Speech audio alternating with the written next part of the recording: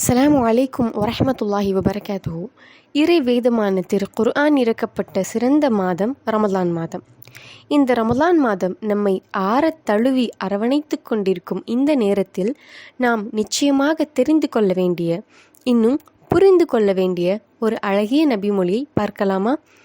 யார் நம்பிக்கை கொண்டும் நன்மையை எதிர்பார்த்தும் ரமலானுடைய மாதத்தில் நோன்பு நோக்கிறாரோ அவர் முன் செய்த பாவங்கள் அனைத்தும் மன்னிக்கப்படும் என்று நபி ஸல்லல்லாஹு அலைஹி வஸல்லம் அவர்கள் கூறினார்கள்.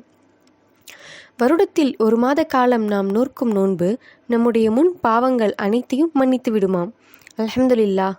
மேற்கூறப்பட்ட நபிமொழி யார் ரமலான் மாதத்தில் நோன்பு நோக்கிறாரோ என்று ஆரம்பிக்கவில்லை.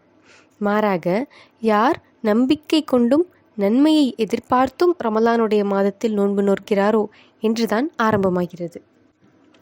எனவே நாம் வெறுமனே உணர்வுகளை கட்டுப்படுத்தி இருந்தால் மட்டும் போதாது. இறைவன் மீது உறுதியான நம்பிக்கையும் இறைவன் தரவிருக்கும் நன்மையை அதிகமாக எதிர்பார்த்தும் நோன்பு நோற்றால் மட்டுமே பாவங்கள் மன்னிக்கப்படும். எனவே நாம் எவ்வாறு நம்பிக்கை கொள்ள வேண்டும், நன்மையை எதிர்பார்த்து எவ்வாறு காத்திருக்க வேண்டும் என்பதை அழகாக விளக்கும் விதமாக எம் தாருல் ஹிக்மா பெண்கள் இஸ்லாமிய கல்லூரியின் சார்பாக இறைவா உன்னை தேடுகிறேன் என்ற தலைப்பில் தொடர் பதிவுகளை வெளியிட இருக்கிறோம். நாம் அனைவரும் முன் செய்த பாவங்கள் அனைத்தும் மன்னிக்கப்பட்டு இறை அன்புடன் பெருநாள் திடலை அடைய வேண்டும் என்ற ஒற்றை நோக்கில் இந்த ஏற்பாடு செய்யப்பட்டுள்ளது.